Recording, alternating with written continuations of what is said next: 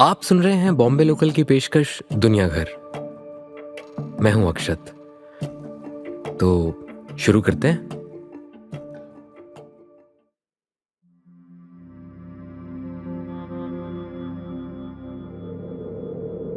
समुद्र की गहराई में एक एलियन दुनिया है जिसे हम नहीं जानते। वहां के नियम कायदे अलग हैं। समुद्र के पानी के इस तरफ जो जमीन है जिस पर हम सब रहते हैं, यहाँ के नियम अलग हैं। यहाँ सब कुछ सूर्य के प्रकाश के आने और जाने पर टिका हुआ है, और वहां गहराई में जहां प्रकाश नहीं पहुंचता, एक अनजान दुनिया बसती है। एटमॉस्फेरिक प्रेशर इतना कि हमारा शरीर वहां पहुंचते ही कुछ सेकंड्स में कोलैप्स कर जाएगा। इसी गहराई में एक मछली जो इसी अंधेरे में रहती है, जिसके लिए सनलाइट एग्जिस्ट ही नहीं करती, जो दिखने में इतनी अजीब है कि उसे one of the ugliest creatures alive का टैग मिला हुआ है। Angler fish. ऐसा कहा जाता है कि एंगलर फिश अपनी लाइट खुद अपने साथ लेकर चलती है। इसकी डोर्सल स्पाइन से एक हैलोजन जैसी लाइट अटैच्ड है जो इसके सर पर हमेशा जलती रहती है। इसी लाइट को देखकर दूसरी छोटी मछलियां इस एंगलर फिश के रेजर जैसे दांतों का शिकार बन जाती है। Angler fish look unreal, monstrous, devilish. हालांकि इनका साइज इतना बड़ा नहीं होता कि हॉलीवुड इन पर क्रीचर हॉरर बना दे, पर हम सब ने इस एंगलर फिश को फाइंडिंग नेमो फिल्म में भी देखा है। ऐसा बहुत कम ही हुआ है कि इन्हें समुद्री सतह के आसपास देखा गया हो। ऐसा भी बहुत कम हुआ है कि ये एक दुनिया को छोड़कर दूसरी दुनिया में आई हो। पर कुछ दिनों पहले एक एंगलर फिश हम सबकी फीड पर ट्रेंड कर रही थी। Now you must have seen the videos of a deep sea angler fish going viral on social media that you see right behind me. At first शैतान glance, की तरह दिखने वाली नई एंगलर फिश मिली है, वैम्पायर की तरह बनाती है। Have a look at this. This is a humpback angler fish known as a black sea monster. Nat Geo के लिए काम करने वाले एक सी डाइवर का शूट किया हुआ वीडियो, जिसमें एक एंगलर फिश धीरे धीरे समुद्र की ऊपरी सतह की ओर बढ़ रही थी, जहां पानी पर धूप तैर रही थी। ये पहली बार था जब इस एंगलर फिश ने अपने जीवन में सनलाइट एक्सपीरियंस की हो। सतह पर पहुंचने के कुछ देर बाद ही इस एंगलर फिश ने दम तोड़ दिया। ये डीप सी क्रीचर जो ताउम्र गहरे समुद्र के अंधेरे में रहा, अपने आखिरी समय में सूरज की रोशनी के पास क्यों आया? बिजार, अद्भुत, फैंटास्टिक एंगलर फिश। इंटरनेट पर ये एंगलर फिश एक डिजिटल फोक हीरो बन गई। Thinking with all the craziness and darkness in the world right now, I just the tail of the tiny anglerfish. sure you guys have Here's seen the it. last of But I just relate so much to this fish and about this little angler fish. Instagram, Twitter, TikTok पर users ने angler fish की इस journey पर रोते हुए vlogs बनाए। किसी ने कविताएं लिखी, किसी ने पिक्सार को टैग कर एंगलर फिश पर फिल्म बनाने की रिक्वेस्ट की, और लोगों ने अपने शरीर पर इस डरावनी फिश के टैटू भी बनवा लिए। एंगलर फिश का यह एक्ट लोगों को एक महान ओडिसी जैसा लगा, जिसके पहले एक्ट में यह फिश अपनी अंधेरी दुनिया से बाहर निकलकर सूरज को देखने का फैसला करती है। सेकेंड एक्ट में हजारों मीटर की जर्नी करते हुए समुद्र की ऊपरी सतह पर पहुंच जाती है, और थर्ड एक्ट में थोड़ी देर सूरज की गर्मी महसूस करने के बाद मर जाती है। 6 इंच की इस एंगलर फिश का यह एक्ट हम लोगों के लिए करेज और होप का लेसन बन गया। जहां लोगों के लिए ये एक पोएटिक ट्रेजेडी थी, तो वहीं मरीन एक्सपर्ट्स के अकॉर्डिंग एंगलर फिश का यह बिहेवियर बहुत स्ट्रेंज था। उनके हिसाब से शायद इस एंगलर फिश ने एक ऐसी मछली का शिकार किया था जिसके डाइजेस्टिव सिस्टम में गैस होगी, और वही गैस इस एंगलर फिश को डीप वाटर से निकालकर शैलो वाटर तक ले आई। या फिर एक वर्टिकल करंट इस फिश को अपने साथ ऊपरी सतह तक ले आया। But who wants logic and facts when the fiction is so beautiful and uplifting? But when I say anglerfish is straight up weird, really weird, really, really weird. वैसे तो एंगलरफिश के बारे में हम कुछ नहीं सोचते, पर अगर सोचते तो क्या सोचते? कि एंगलरफिश गहरे समुद्र में रहती है, अंधेरे में, उसकी डोर्सल स्पाइन पर एक लाइट अटैच्ड है, रेजर शार्प टीथ हैं। और कैसी लाइफ जीती होगी ये फिश? क्या ये लोनली फिश है? क्या एंगलर फिश के लवर्स होते हैं? क्या इनके लवर्स इन्हें लव बाइट देते हैं? I am not fooling around. Yes, it's a suicidal love bite.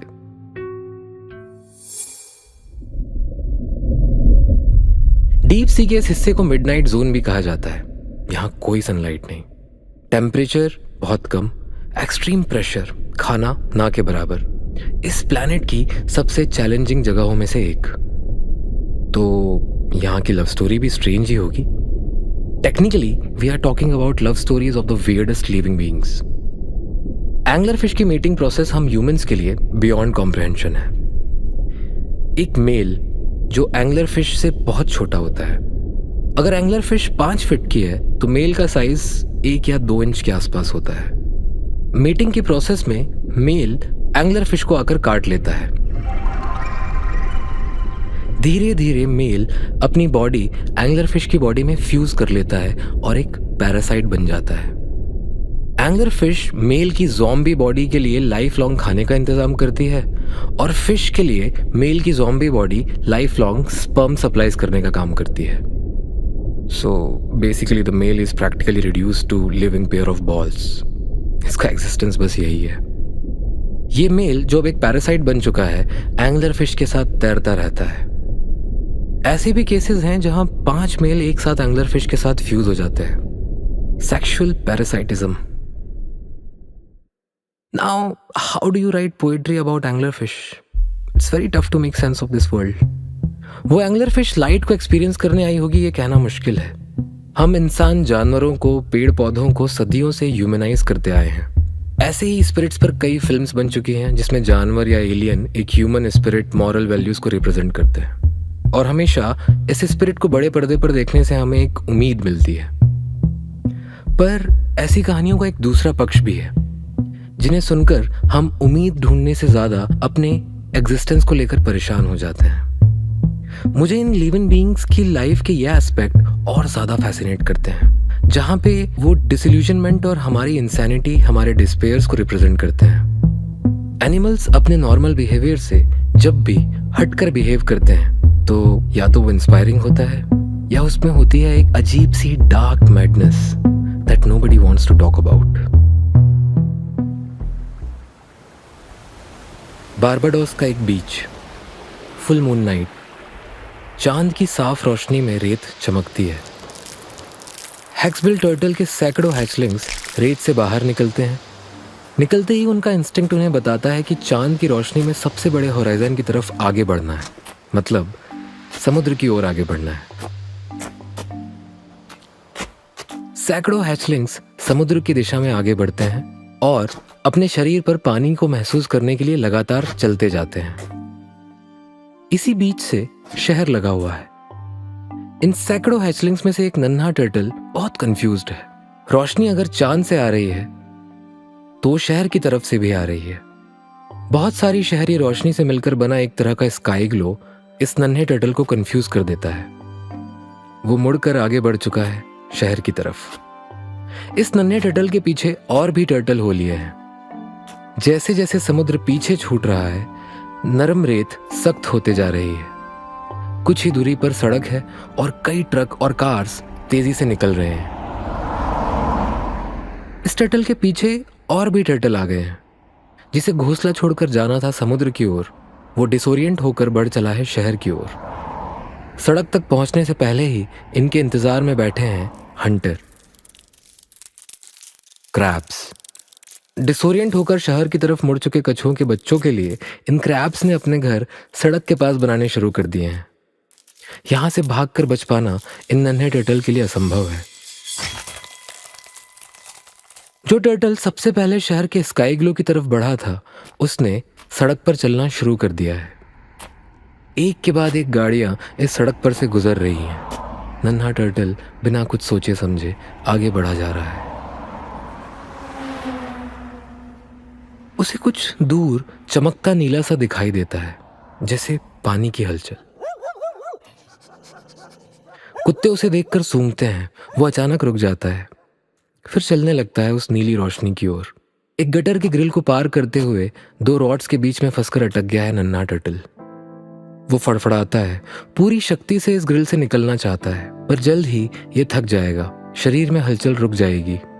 सामने कुछ नीला चमक रहा है, जिसे देखकर ये नन्हा टर्टल इसके पास चला आया था। एक बड़ी सी LCD स्क्रीन शहर में टूरिस्ट्स को अट्रैक्ट करने के लिए एक एडवर्टाइजमेंट लूप पर चलाया जा रहा है। 4K रेजोल्यूशन में नीली समुद्र की लहरें, आसमान, पक्षी, रेत, ये सब कुछ स्क्रीन पर दिखाई देता है। अपने घर का भ्रम ही सही, पर उस नन्हे टर्टल को लगेगा कि वो पानी के बहुत पास पहुंचकर मर गया। भरसक कोशिश के बाद धीरे धीरे उम्मीद छोड़ता नन्हा टर्टल। जो टर्टल समुद्र तक पहुंच पाते हैं उनमें से 10 में से 1 सरवाइव कर पाता है। डिसओरिएंटेड टर्टल्स ने इस रेशियो को और कम कर दिया है। कोई टर्टल पेप्सी की कैन में घुसने की कोशिश कर रहा है तो कोई टूटे हुए फिश टैंक में जिसमें मछलियों के सूखे स्केलेटन पड़े हैं। हमारा नन्हा टर्टल जो गटर की ग्रिल में आड़ा फंस गया था, उसकी सांसें धीरे धीरे छूट रही है। बट वेट, पॉजिटिव एंडिंग है, सुनते रहिए। टॉर्च की रोशनी में एक हाथ ग्रिल्स हटाकर उस नन्हे टर्टल को उठाता है और समुद्र की तरफ आगे बढ़ता है। बारबाडोस सी टर्टल प्रोजेक्ट के एक्टिविस्ट रात भर नन्हे हैचलिंग्स को ढूंढकर इन्हें समुद्र तक पहुंचाते हैं। जिस महान यात्रा के लिए ये नन्हे टर्टल्स समुद्री रेत से निकलकर पानी की तरफ बढ़े थे, वो इंसानों के कारण ही अपनी डेस्टिनी से भटके और अब इंसानों के कारण ही समुद्र तक वापस लौट पाए। हमारा नन्हा टर्टल चल पड़ा है लहरों में गुलाटियां खाता हुआ एक एडवेंचर पर, एक नई नीली दुनिया से वाकिफ होने। एक लंबी यात्रा, एक बहुत लंबी यात्रा। डिसओरिएंटेशन और डिसइल्यूजनमेंट। डिसओरिएंटेशन हमने अपने जीवन में कितनी बार महसूस किया है, कितना रियल है, कितना पर्सनल है कंफ्यूज्ड फील होना, और जिस जगह जाना है ठीक उसके उल्टा चलने लगना और कहीं भी नहीं पहुंचना। ये टर्टल तो बच्चा था, इग्नोरेंट था, इनोसेंट था, पर कई बार ऐसा भी होता है जब फुल्ली फंक्शनिंग एडल्ट्स इंसैनिटी के सिम्टम्स दिखाने लगते हैं।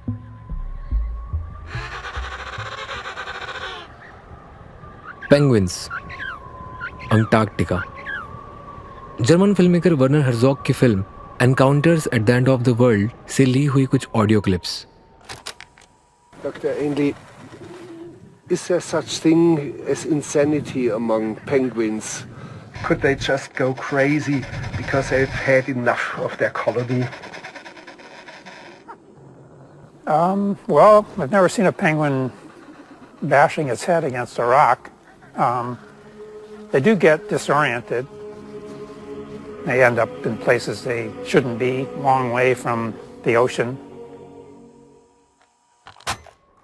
पेंगुइन्स जो हजारों की संख्या में कॉलोनी में सरवाइव करते हैं, ग्रुप्स में पानी में उतरते हैं और बाहर निकलते हैं। कई बार पेंगुइन्स के छोटे छोटे ग्रुप्स अलग निकल जाते हैं। ऐसा ही एक ग्रुप कॉलोनी को छोड़कर ओपन वाटर की तरफ बढ़ रहा है और कुछ पेंगुइन्स दूसरी दिशा में कॉलोनी की ओर लौट रहे हैं। इन दोनों के बीच एक पेंगुइन बस खड़ा हुआ है, क्लूलेस। वो ना लेफ्ट जाता है ना राइट, ना ओपन वाटर की तरफ ना कॉलोनी की तरफ। वो सीधा चलने लगता है बर्फ से ढके एक पहाड़ की ओर जो लगभग 80 किलोमीटर दूर है। ये पेंगुइन डिसोरिएंट हो गया है। अगर उसे पकड़कर आप वापस उसकी कॉलोनी में ले जाएं तो तुरंत उसी दिशा में अकेला फिर चलने लगेगा। इस बर्फ की दुनिया में इंसानों के लिए नियम है, किसी भी जीव को आप डिस्टर्ब नहीं कर सकते। वो जिस दिशा में जा रहा है, वो जो कर रहा है, उसे करने दीजिए, उसे उसके रास्ते जाने दीजिए। पेंगुइन आगे बढ़ता जा रहा है लगातार, जहां अगले 5000 किलोमीटर तक कुछ भी नहीं है। He is heading towards a certain death. But why? What triggered this penguin to head in the wrong direction, a direction that is death? इन तीनों किस्सों में जो एक कॉमन फैक्टर है वो है इंस्टिंक्ट। क्या एंगलर फिश किसी ज्योग्राफिकल रीजन के कारण डीप वाटर से शैलो वाटर तक आई थी? नन्हे हैचलिंग्स में ये इंस्टिंक्ट कहाँ से आता होगा कि पैदा होने के बाद जैसे ही वो रेत से बाहर निकलेंगे उन्हें चांद की रोशनी में समुद्र की ओर आगे बढ़ना है? पेंगुइन जो हमेशा कॉलोनी में रहते हैं ऐसे डिसोरिएंट कैसे हो जाते हैं कि वो अपना घर छोड़कर उल्टी दिशा में लगातार चलते रहते हैं तब तक जब तक वो मर नहीं जाते? ये डिसोरिएंटेशन है या कोई इंस्टिंक्ट? इंस्टिंक्ट की डेफिनेशंस पढ़ने के बाद भी इसके बारे में बहुत कुछ समझ नहीं आता। बॉडी में इंस्टिंक्ट बनता कहाँ है? क्या कोई फिजिकल इन्वायरमेंट इसे ट्रिगर करता है या इंस्टिंक्ट साइकिक होता है? क्या जानवरों में भी एग्जिस्टेंशियल स्टैग्नेशन आता है? क्या वे कभी कभी अपने लाखों साल पुराने हार्डवायर्ड जेनेटिकल प्रोग्राम को इग्नोर कर कुछ और बन जाते हैं या कुछ और बन जाना चाहते हैं? अपने नेचुरल हैबिटेट से दूर चले जाना चाहते हैं? या एनिमल्स के ऐसे बिहेवियर मॉडिफिकेशंस में क्या हम कोई रोल प्ले करते हैं? इन सवालों के जवाब हमें नहीं पता। कई बार ऐसी घटनाओं से, ऐसे किस्सों से हम केवल सवालों तक ही पहुंच पाते हैं। जवाब अगर हों भी तो हो सकता है कि ऐसे बिहेवियर को एनालाइज कर पाना हमारे कॉम्प्रिहेंशन के बाहर हो।